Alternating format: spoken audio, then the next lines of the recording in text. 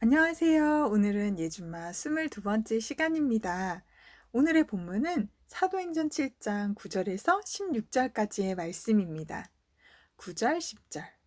여러 조상이 요셉을 시기하여 애굽에 팔았더니 하나님이 그와 함께 계셔 그 모든 환난에서 건져내사 애굽 왕 바로 앞에서 은총과 지혜를 주심에 바로가 그를 애굽과 자기 온 집의 통치자로 세웠느니라.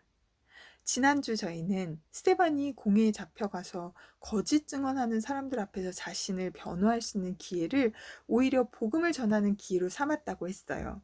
스테반이 전하는 복음은 이스라엘 백성들의 조상인 아브라함의 이야기부터 시작했죠. 오늘은 스테반이 들려주는 아브라함의 증손주인 요셉의 이야기가 시작됩니다. 스테반은 이스라엘 역사를 말하는 것 같지만 하나님께서 이스라엘이란 나라를 어떻게 이끌어 오셨는지 이야기하고 있는 거예요.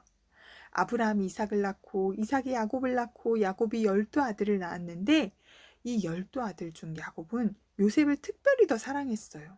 왜냐하면 야곱이 너무나 사랑했던 아내 라헬이 낳아준 아들이었기 때문이에요. 야곱은 요셉을 눈에 보이게 더 사랑했어요. 요셉에게만 채색 옷을 입혔다고 창세기에 보면 기록되어 있어요. 아버지가 요셉만 더 사랑하니까 형들이 요셉을 시기하게 되었어요. 그리고 그 시기가 극에 달해서 요셉을 노예로 팔아넘기게까지 만들었어요. 이제까지 아버지의 사랑을 듬뿍 받고 누리던 요셉이었는데 남의 나라에 노예로 팔려간다는 건 요셉에게는 정말 더 힘들고 충격적인 일이었을 거예요. 그런데 하나님은 이런 요셉과 함께 하셨대요. 이런 일이 안 일어나면 더 좋았을 것 같은데 야곱의 이 왜곡된 사랑으로 형들이 질투하게 된 이 모든 죄의 결과가 고스란히 나타나요. 이렇게 죄에는 결과가 따라와요.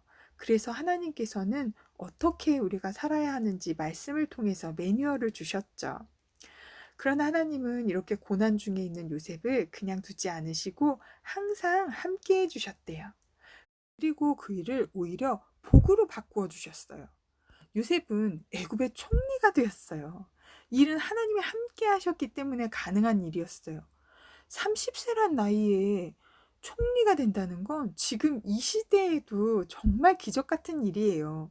그런데 그 옛날 노예로 팔려갔던 30세 파릇파릇한 외국인 청년이 총리가 된다는 건 그냥 기적이라고밖에 말할 수 없어요. 하나님은 이렇게 요셉의 인생에 대반전의 역사를 만들어내세요. 오늘 말씀에는 다 기록되어 있지 않지만 요셉이 노예로 팔려가서 총리가 되기까지는 많은 고난이 있었어요. 그 모든 순간에 하나님은 요셉과 함께 하셨고 하나님과 함께하는 삶은 그 자체가 복된 삶이었어요. 창세기 39장 2절 3절 말씀. 여호와께서 요셉과 함께 하심으로 그가 형통한 자가 되어 그의 주인 애굽 사람의 집에 있으니 그의 주인의 여호와께서 그와 함께 하심을 보며 또 여호와께서 그의 범사에 형통하게 하심을 보았더라. 창세기 39장 23절 말씀.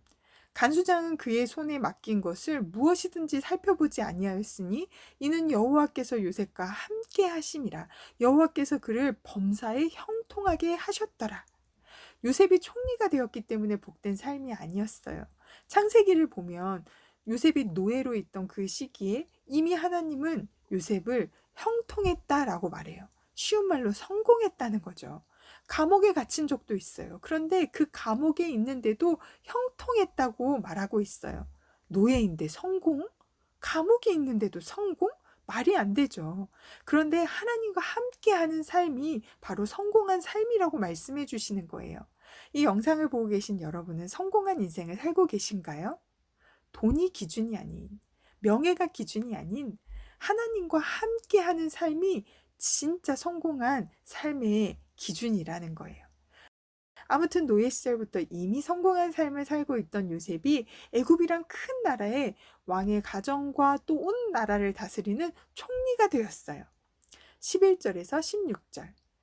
때에 애굽과 가나안 온 땅에 흉년이 들어 큰 환란이 있을세 우리 조상들이 양식이 없는지라 야곱이 애굽에 곡식이 있다는 말을 듣고 먼저 우리 조상들을 보내고 또 재차 보내매 요셉이 자기 형제들에게 알려지게 되고 또 요셉의 친족이 바로에게 드러나게 되니라.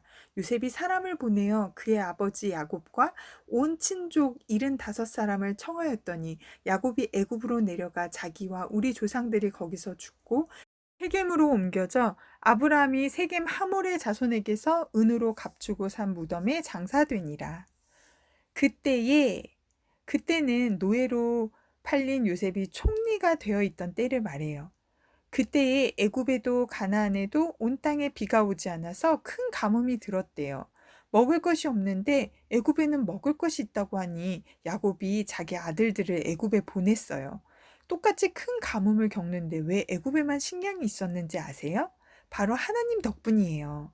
하나님께서 바로에게 7년 풍년과 그 후 7년 흉년에 대한 꿈을 꾸게 하셨고 요셉에게 그 꿈에 대한 해석을 해주시면서 바로는 요셉이 그 해석한 그것을 보고 요셉의 하나님을 신뢰하게 되었어요. 그래서 30살밖에 안 된 요셉을 총리의 자리에 앉혔어요. 풍년 때에 식량을 저장해 두었던 애굽엔 큰 가뭄의 때에 식량이 풍성히 있었던 거예요. 그래서 야곱은 애굽에 식량이 있다는 말을 듣고 아들들을 애굽으로 보냈어요. 그곳에서 누구 만났을까요? 네, 맞아요. 자기들이 노예로 팔아버린 요셉을 만났죠. 얼마나 무서웠을까요? 그런데 요셉이 자신의 정체를 형들에게 알리고 이렇게 말했어요. 당신들이 나를 이곳에 팔았다고 해서 근심하지 마소서, 한탄하지 마소서. 하나님이 생명을 구원하시려고 나를 당신들보다 먼저 보내셨나이다. 창세기 45장 5절 말씀. 애굽의 총리가 된 요셉을 보고 두려워하는 형들에게 자신을 노예로 팔았다고 근심하지 말라고 말해요. 하나님께서 생명을 구원하시려고 자기를 먼저 이곳에 보내셨다고 말하고 있는 거예요. 와, 우리 요셉 정말 하나님의 사람이에요. 그쵸? 요셉을 통해 야곱의 가족 75명은 애굽 고센 땅에 정착하게 돼요. 야곱은 애굽에서 죽었지만 그 시신은 아브라함에게 약속하셨던, 그래서 아브라함도 묻혀 있는 약속의 땅인 가나안 세겜 땅에 묻히게 돼요. 17절. 하나님이 아브라함에게 약속하신 때가 가까움에 이스라엘 백성이 애굽에서 번성하여 많아졌더니, 하나님은 아브라함에게 하셨던 약속을 기억하고 계시고 그 약속을 지키시기 위해 신실하게 일하시고 계세요. 하나님은 하나님의 계획을 하나님의 때에 하나님의 방법으로 일하세요. 하나님은 이스라엘이라는 하나님 나라를 세우시기 위해 아브라함의 후손으로 백성들을 만들고 계세요. 나라가 세워지려면 국민이 있어야 하고 영토가 있어야 하고 주권이 있어야 해요. 애굽 땅에서 번성하여 많아졌다는 말은 하나님께서 하나님 나라의 백성을 그곳에서 만드셨다는 거예요. 그런데 하나님이 왜 이스라엘이라는 실제 나라를 이렇게 만들려고 애쓰고 계시는 줄 아세요? 바로 우리가 하나님 나라가 어떤 곳인지 어떤지 잘 모르니까 눈으로 보여주기 위해서 진짜 나라를 하나님이 만들고 계시는 거예요. 자, 지금 우리 누굴 통해 이스라엘 역사, 즉 하나님 나라의 역사를 듣고 있는 거죠? 맞아요. 스데반이요. 스데반이 지금 자신을 거짓 증언으로 몰아세우고 있는 사람들 앞에서 복음을 전하기 위해서 아브라함부터 시작해서 이스라엘 조상들의 역사를 말하면서 하나님이 어떻게 일하셨는지 말해주고 있는 거예요. 다음 주에는 모세의 이야기가 시작됩니다. 기대해 주세요. 창세기 39장 3절 말씀. 그의 주인이 여호와께서 그와 함께 하심을 보며 또 여호와께서 그의 범사에 형통하게 하심을 보았더라. 창세기 39장 3절 말씀. 아멘. 사랑의 주님, 오늘도 말씀해 주시니 감사합니다. 노예로 살아도 감옥에 갇혀도 하나님과 함께하는 삶이 형통한 삶이라는 진리를 요셉의 인생을 통해 깨닫게 하시니 감사합니다. 우리의 인생이 헛된 것을 구하며 살지 말게 하시고 하나님과 동행하는 삶이 형통한 삶을 살게 해주세요. 요셉의 때에도 스데반의 때에도 지금도 여전히 하나님은 하나님의 나라를 세우시기 위해 끊임없이 일하시고 계십니다. 하나님의 나라를 위해 우리도 사용되어지길 원합니다. 하루하루 하나님 나라를 위해 가치 있게 살게 해주실 주님께 감사하며 예수님의 이름으로 기도합니다. 아멘.